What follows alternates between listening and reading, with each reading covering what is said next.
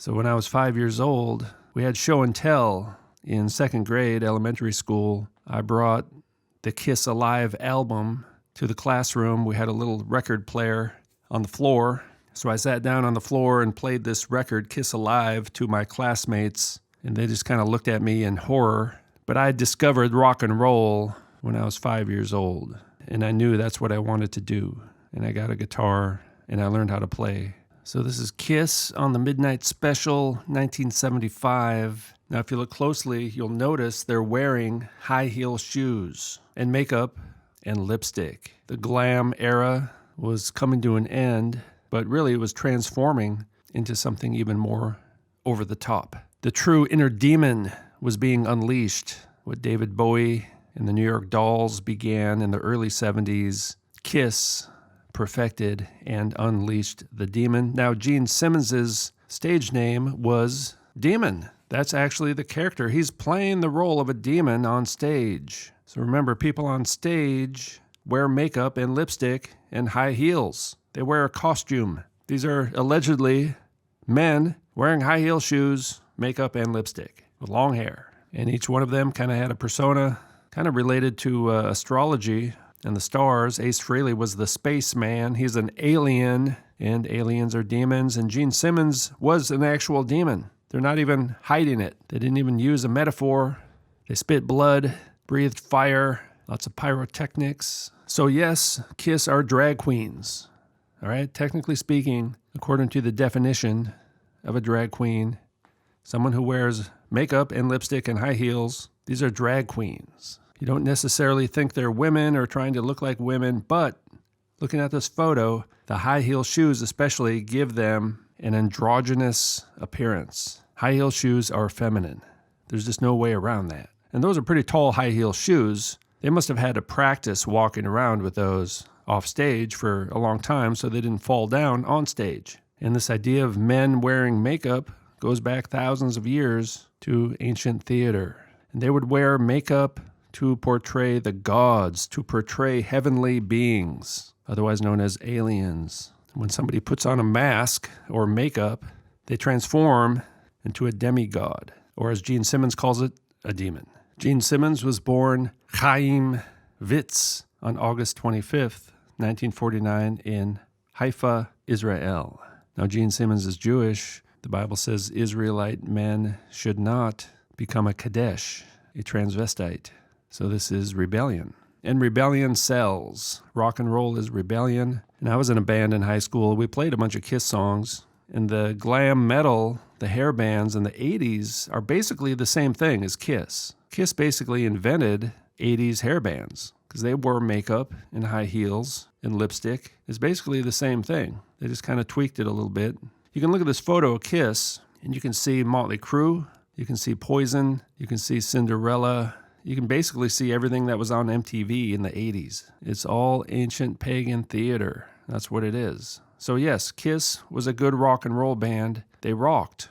They entertained people. They played their instruments well. They're not great musicians, but their songs are pretty good, pretty simple, kind of blues-based rock, really. Ace Frehley, good guitarist, basically played the pentatonic scale quite well. Recently passed away. And no, I don't think KISS stands for Kids in Satan's Service. I don't think so. I heard that when I was like 8 years old. I was like, that's kind of like the dumbest thing I've ever heard. There's no evidence of that I know of, at least. So I don't think that's what their name stands for, but that's kind of what they're doing, you could say. The S's are like lightning bolts, similar to David Bowie. But it's ancient Greek theater, ancient pagan theater. And the stage is kind of like a temple. If you go to the ancient temples in Asia, you see statues of spiritual entities that kind of look like aliens. They're from a different world, a different realm, all over the place.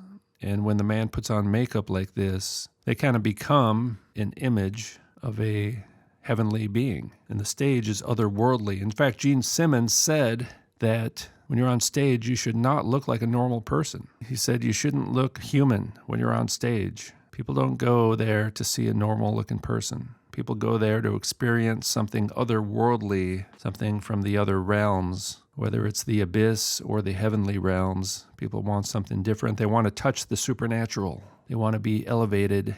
They want to change their consciousness. That's why when I used to go to rock concerts in the 80s, I'd always get really drunk, and I don't really remember most of them. So these guys were very successful. They made a lot of money because this is what people want. The idols are serving the idolaters. There's a relationship. I was an idolater at 5 years old. These were the statues of demons that I was worshiping. They were getting my attention, my time, my energy, and ultimately, did it do me any good? Did it help me in any way? But this is basically the essence of rock and roll right here. This image. It's loud, it's exciting. There's men wearing makeup. If you just step back a bit, and Paul Stanley is quite effeminate, actually. His mannerisms. Some people say they're all FTMs. I don't know. So if you believe that, it's fine. But they're very effeminate. They're very androgynous, actually. And that's the whole point. See, androgyny is kind of like a pagan ritual. It's a ritual cleansing. They're balancing the polar opposites because we're all in a fallen state. See, once human beings were exiled from the presence of God, and people do all these kind of rituals, that's what magic and the occult is to try to get back to heaven, to get back to the garden. There's a barrier between man and God, and people outside the veil would have to cleanse themselves to be acceptable to their deity. They'd have to transform because we're in a fundamentally fallen, depraved, unclean state. And so these guys transform into something otherworldly, something alien, something demonic. Yeah, so Ace Frehley passed away.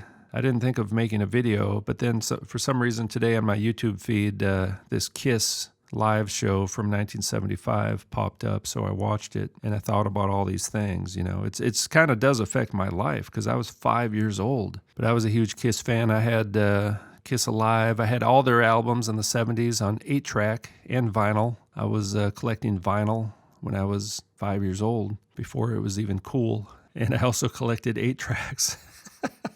So I had all the Kiss albums on 8-track, and we'd hang out and kind of do air guitar, listening to Kiss. You know, that's the story of many people's lives, actually. And then I started playing real guitar. Now, we never dressed up like Kiss or anything, but we played their songs. And I think all the 80s bands were influenced by Kiss because they all grew up. They're older than me, so all the guys who were kind of well-known in the 80s, they came of age in the 70s, right? So Kiss was the stuff they listened to as teenagers, and all that glam stuff. You look at Def Leppard, they're influenced by glam. So the stuff we heard in the 80s was really influenced by the 70s. They just kind of packaged it and refined it, and they had MTV to kind of show us that glam stuff every day, all day long. And ironically enough, Kiss took off their makeup in the 80s. I think what happened is that everyone else put on the makeup in the 80s, and Kiss took it off. Because by that time, their gimmick had kind of worn off a bit. And so the new gimmick was for Kiss to take off their makeup just as everyone else was putting on the makeup, which is pretty clever, actually.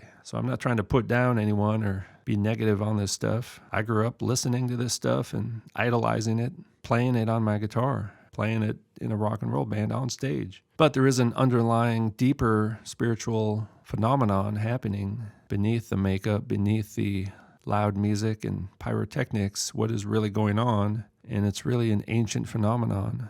If we were alive 3,000 years ago in the ancient Near East, we'd probably see something very similar to this somewhere. A bunch of men in makeup in wild outfits on stage, doing something theatrical, doing something musical, doing something related to the supernatural. And it's a way to transport the people in the audience into another dimension. And this stuff still goes on today, especially in Asia. Asia is still very much attached to the ancient world, whereas in North America, they don't have that ancient history so much, although we do in our culture with the superheroes and whatnot. They're basically drag queens as well. So I guess that's the main point of the video, is that Kiss are drag queens.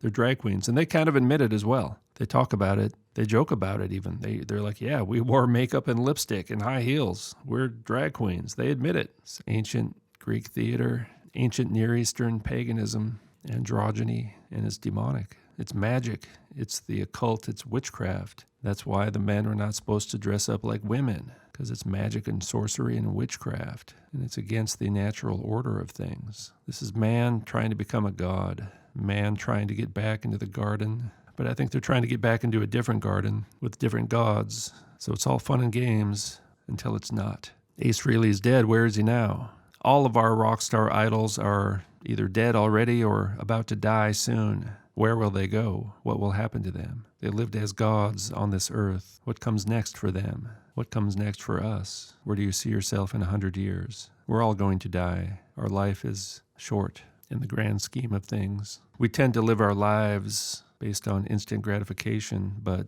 every day is another day closer to death. Every day we're getting older. They're trying to live on as avatars or something. That's just another attempt at achieving immortality by your own efforts. It's another Tower of Babel. Man making a name for himself, trying to reach the heavens on his own power, whether it's magic, sorcery, the occult, secret societies, or transhumanism, technology, religion, meditation, yoga, rock and roll. It's all the Tower of Babel. As the band Kansas once said, all this rockin' and a-rollin', it's only howlin' at the moon.